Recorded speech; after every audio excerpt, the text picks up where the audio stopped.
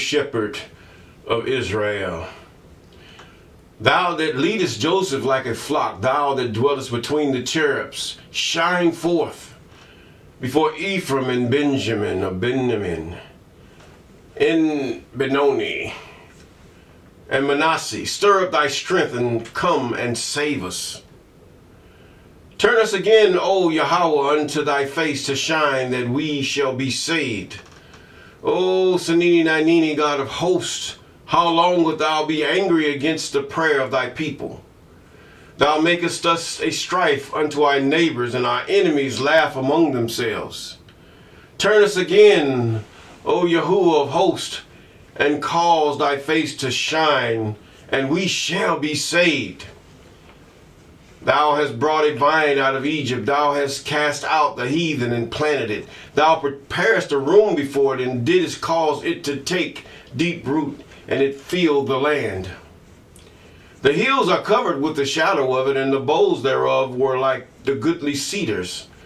She sent out her boughs unto the sea, and her branches unto the river. Why hast thou then broken down her edges, so that all they which pass by the way do pluck her?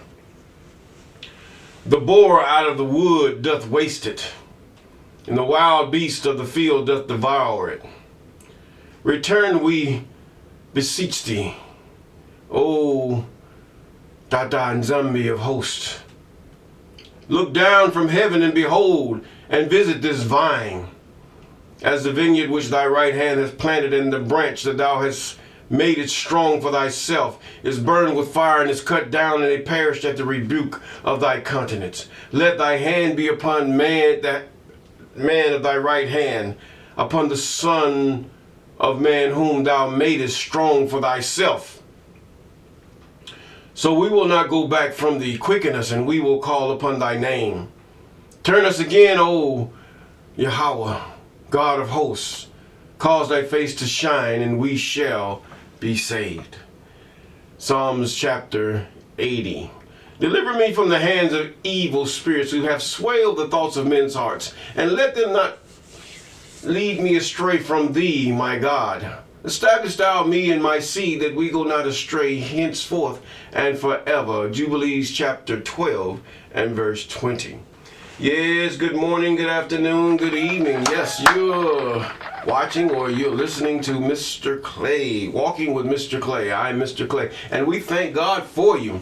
Yes, those who are just viewing, those who are just doing incognito, those who are subscribed, we thank you, even for those that been with us since the beginning, and those that been with us here and there's about, and those that are about to subscribe, as well as those who have subscribed. We thank God for you, calling those things that are not as though they are.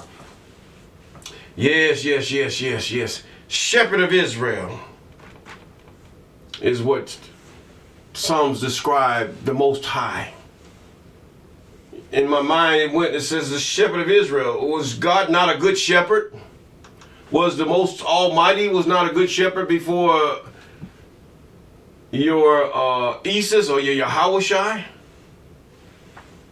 Was he not a good shepherd, or was he just speaking to men? What was they saying?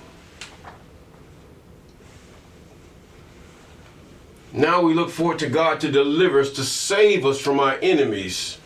It says save us from our transgressions. We can save ourselves from our transgressions by not doing them anymore.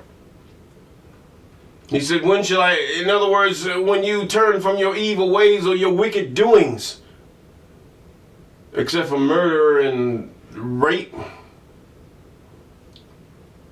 and taking the name of the Most High in vain, those three are really unforgivable before the Most High. Some whole nations are cursed, even in the judgment, or shall be cursed eventually, wiped out. Nothing there because of your sin. Whole continents. But God has mercy. He has mercy on those that have not done those things. Some of you have not murdered. You have not deleted. You have not caused one to be dissolved with malice. You have not touched or forced yourself upon a woman or a boy or another man.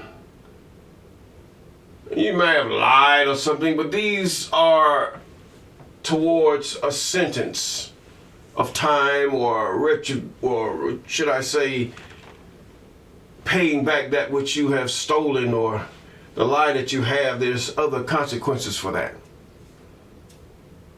Yes. Our shepherd who leads Israel, he gives you laws, statutes, commandments, and ordinances that you might govern yourself among other men and women. That you might govern yourself. Nobody controls you. God doesn't control you. He didn't even control Israel when they said, we want a king. But now they get that king and God shows them. Do you not know the evil of the spirits that lurk around you, and that I am the one, even the one that will lead you? Oh, shepherd of Israel, yes. So therefore, we want to be led by something that does not even, we call it the NT, the New Testament. We want to be led by that, but yet it confuses you. It calls you to go. In other words, it calls you not to be sure the things, and men can take it and manipulate it. This thing they can do, they can manipulate it. But nevertheless, we thank God for you, and also we give all praise and we give all glory to him who inhabits all things. He who has created all matter and space and time. Yes. You cannot know God trying to figure him out. Many men are doing this now, trying to figure God out. What is God made of? Is he made of matter? Is he made of electrons, electricity, and all these other things? What about what he says? This is not God. Is an alien. No, you cannot know God by figuring him out. But you can know God by his laws, statutes, commandments, and ordinances. And therefore understand God. That's all he asks of you. Don't try to know. Don't try to figure me out. Just understand and know me. To know God is to know what is evil. And to understand God is to depart from it. Come on now. Let's get it right. Even transgressions against his laws, commandments, statutes, and ordinances. Yes, we're in the book of 2 Kings, and we're in chapter 3. I believe, we're in chapter 3. Yes. As we found out that God doesn't play. He doesn't play with men. And his servants, his angels. I'm talking about those angels which we call prophets. They're messengers. They have no power of their own. Nothing that they can acclaim to themselves. They don't have any witchcraft or clairvoyance about you, only with that which the Most High makes them aware. These men do not do this. Now, if you're going to go, he says, I will, if God give a man or a woman a dream, that's good. But to be named prophet is a whole nother story. He gives you dreams and visions, yes. It's best to study the life of different prophets throughout the 33 books. Not the 27, but the 33. Understand what they had to go through.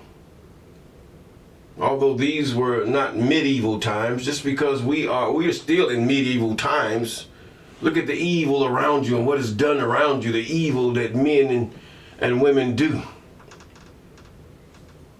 There was a time even women was not thought to even do the things that they're doing today.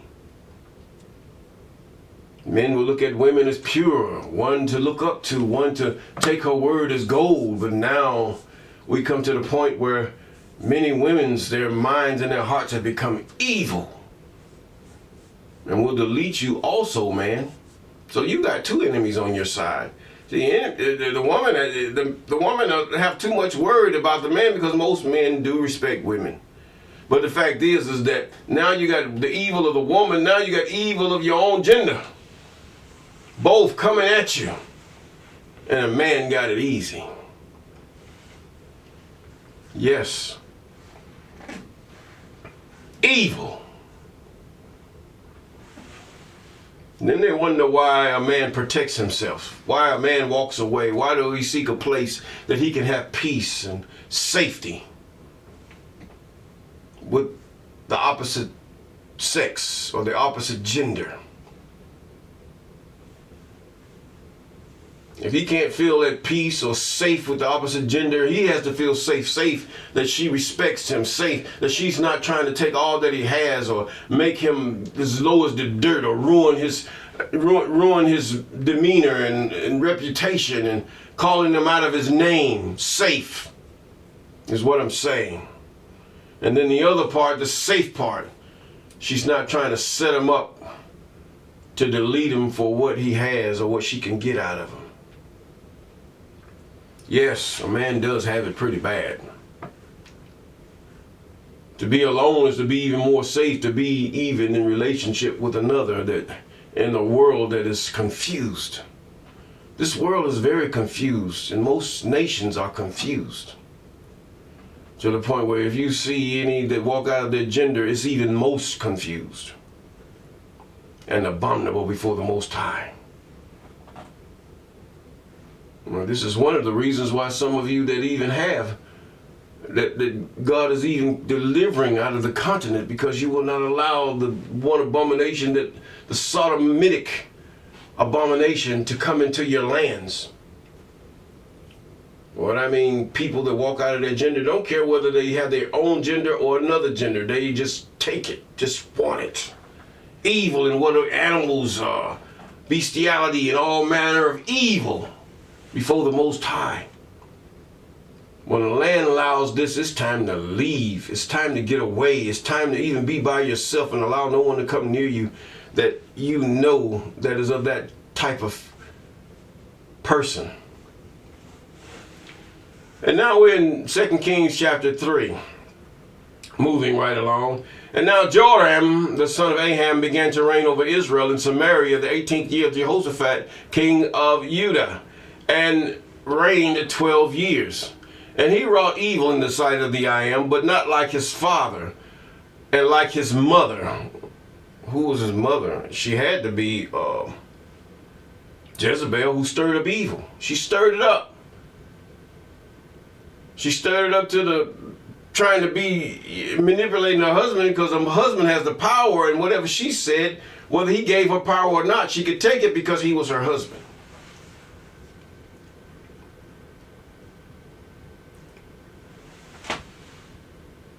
He said, for he put away the image of Baal that his father had made. Verse 3. Nevertheless, he cleaved unto the sins of Jeroboam, the son of Nebat, which made Israel to sin. He departed not therefrom. And Mesa, the king of Moab. And what was this? This was because of what? The sin of Solomon. Sin of David. When Israel got permanently split because of these sins. God had already set it up. He already knew what happened. Jeroboam fled. And then when the death of Solomon came, Jeroboam came back. And he gathered most of Israel away with him. Even all 10 tribes other than Judah and Benoni, which is his real name, Benoni. Now, nevertheless, and Moses' name was Oshay, because even if you read down, you'll find out his father called him Oshay. His name was Moshe. He was named Oshay. But his Moses, because Moses had a speech impediment, if you would read the book of Jasher, from a child, in order to save him from Baal, the angel made him to want to put his mouth on a coal. And ever since then, he had a speech impediment. Now, if you want to prove what I say, go read it. It's in the book of Jasher. I want you to read the whole book. But nevertheless, He cleaved unto the sins of Jeroboam the son of Nebat, which made Israel to sin and departed. And Mesha, verse 4, the king of Moab was a sheep master, and rendered unto the king of Israel 100,000 lambs and 100,000 rams with wool, which is good. It's food and warmth and clothing, yes. But it came to pass when Ahab was dead that the king of Moab rebelled against the king of Israel. In other words, he didn't like Israel no more. And King Joram sent out of Samaria the same time and numbered all Israel. And he went and sent to Jehoshaphat the king of Judah and said, saying, the king of Moab have rebelled against me. Wilt thou go with me against Moab to battle? And he said, I will go up. I am as thou art, and my people as thy people, and my horses as thy horses. In other words, we are of the same blood. We're of the blood of Jacob. We are of the seed of Jacob. And he said, which way shall we go up? And he answered, the way through the wilderness of Edom. And so the king of Israel went, and the king of Judah and the king of Edom, and they fetched a compass of 7 days' journey. And there was no water for the host of the battle that followed them. And the king of Israel said, alas, the I am hath called these 3 kings together to deliver them in the land of Moab. But Jehoshaphat said, is there not a prophet of the I am, that we may inquire of the I am by him? One of the kings of Israel's servants answered and said, here is Elisha, son of Shaphat, which poured water on the hands of Elijah. Now he's going to talk to him. And Shaphat said, the word of the I am is with him. So the king of Israel and Jehoshaphat, the king of Edom, and the king of Edom went down to him. And Elisha said unto the king of Edom, what have I to do with thee? Get thee to the prophets of thy fathers. In other words, your Baal prophets. Go inquire of them. Leave me alone. And to the prophets of thy mother, even her whose father was a worshiper of that evil idol, that devil, fallen of angels. And the king said unto him, nay, for the I am hath called these 3 kings together to deliver them into the hands of Moab. And Elisha said, as the Lord, as the I am of hosts liveth, before whom I stand, surely were it not that I regard the presence of Jehoshaphat, the king of Judah. See, a prophet can talk that.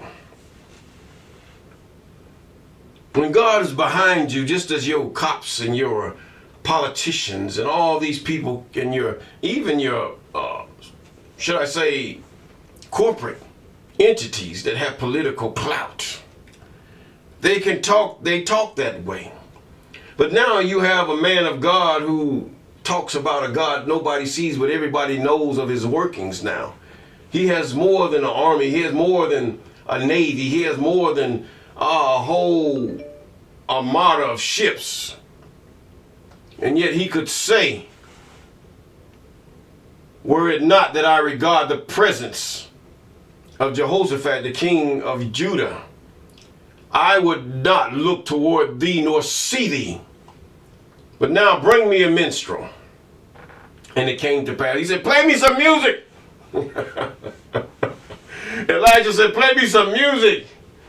I don't know. Maybe he wanted to listen to Al Green or something. I don't know. Maybe I'm just kidding here. But anyway, he wanted to hear some music. And it came to pass when the minstrel played that the hand of the I am came upon him.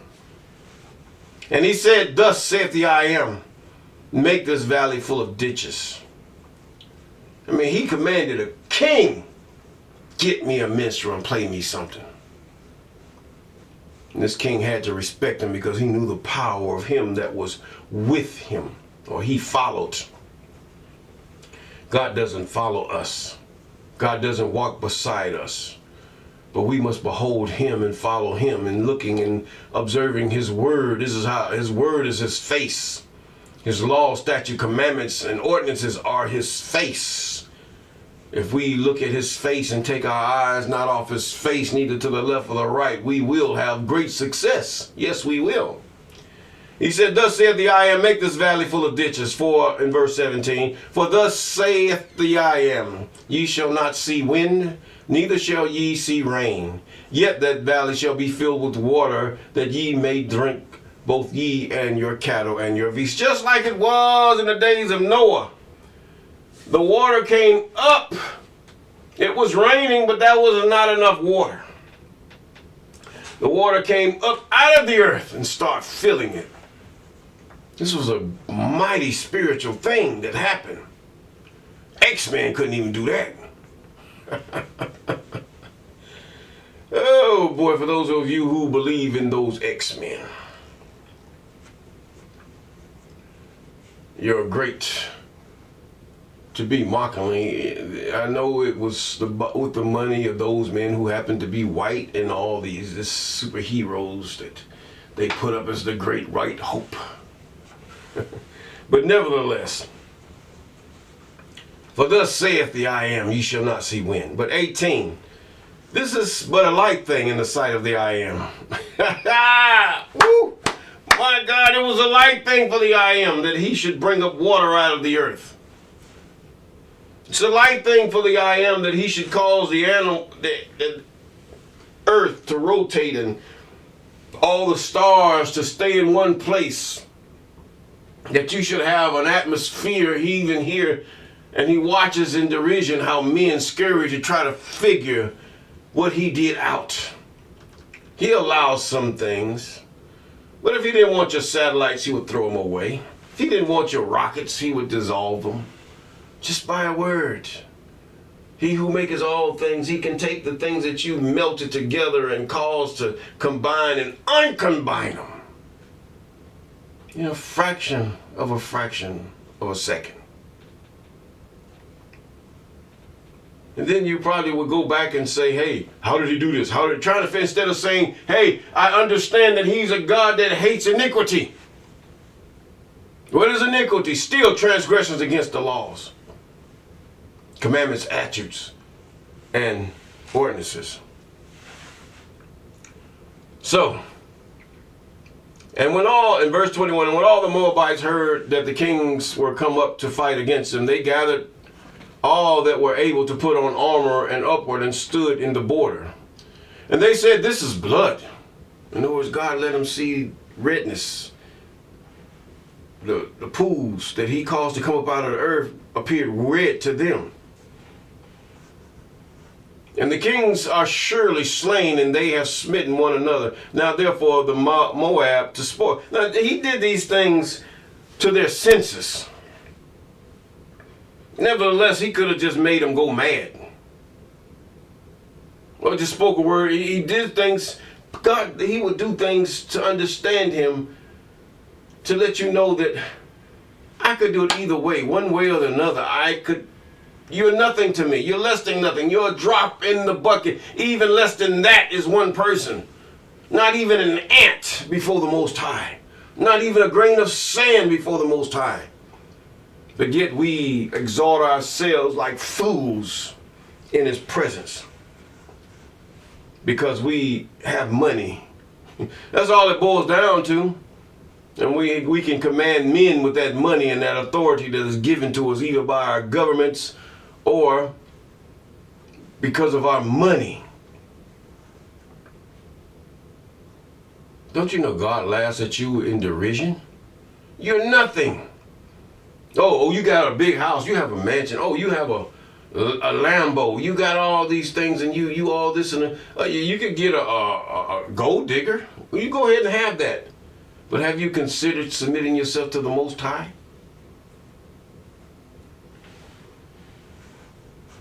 God will give you more gold so that you choke on it.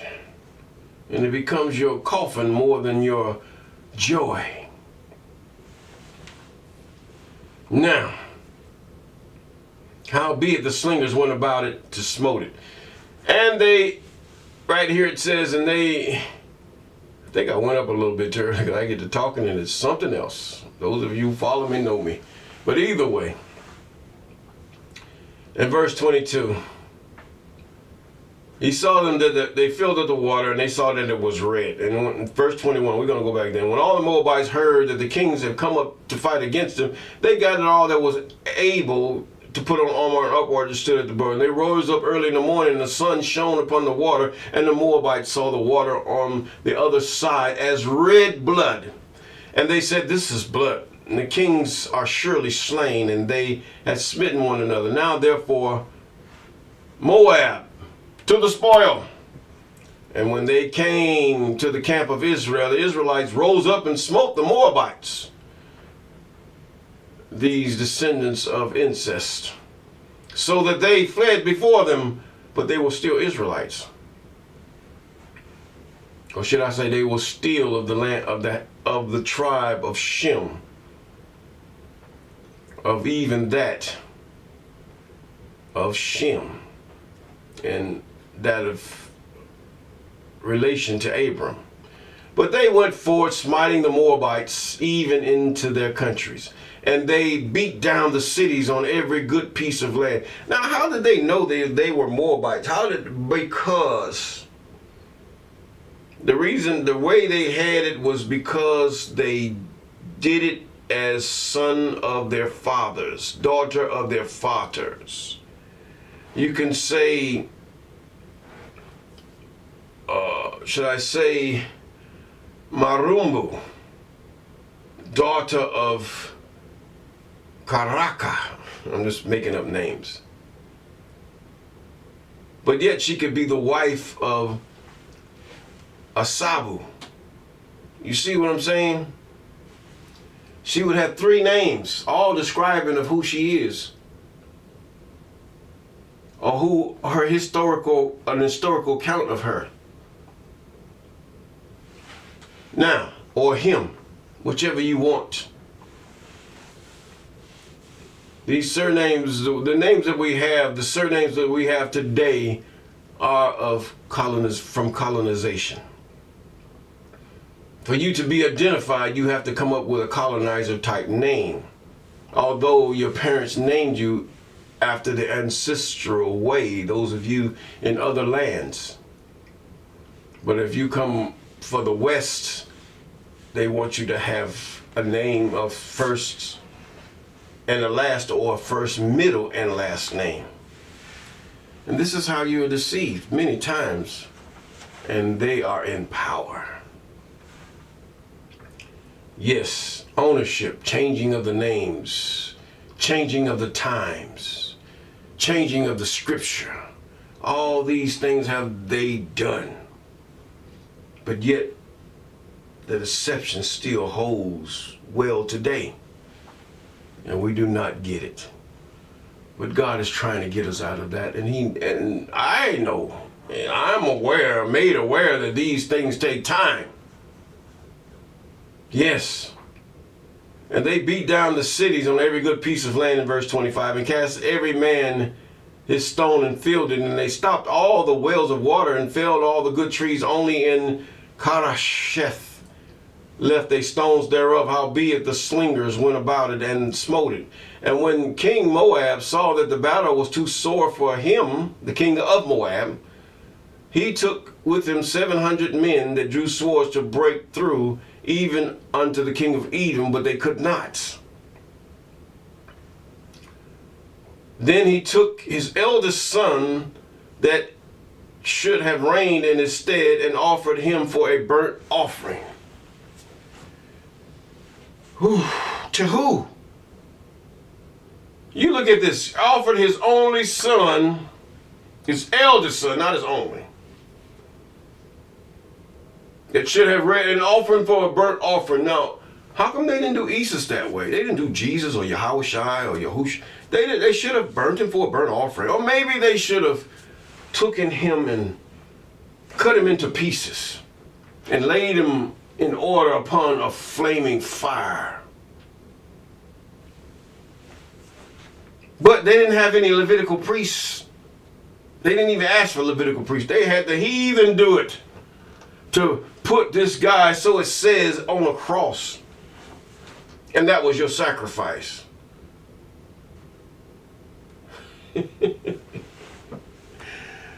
Oh, how foolish a web has been woven. I put it that way. If you think about it, is this an abomination before the Most High? He wanted to offer his eldest son.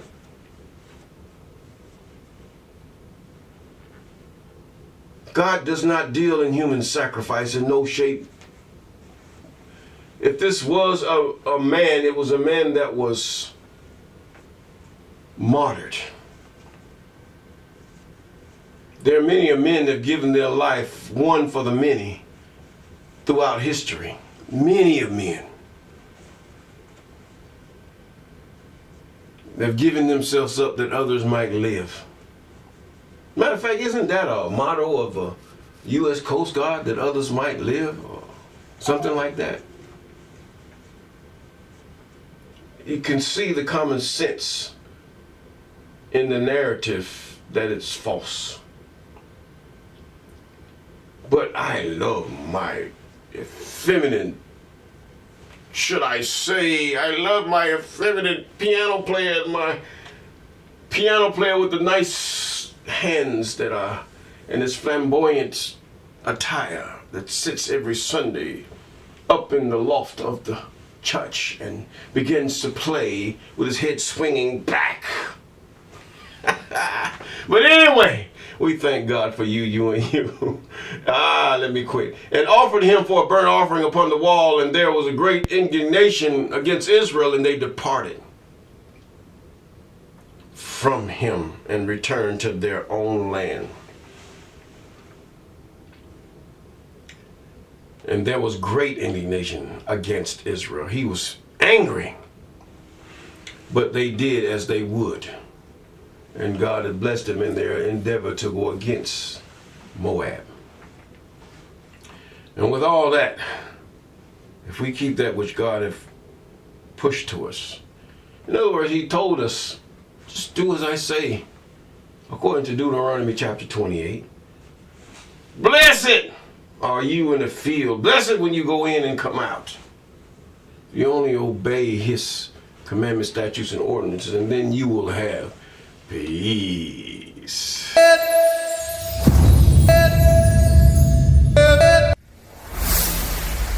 Walk with me.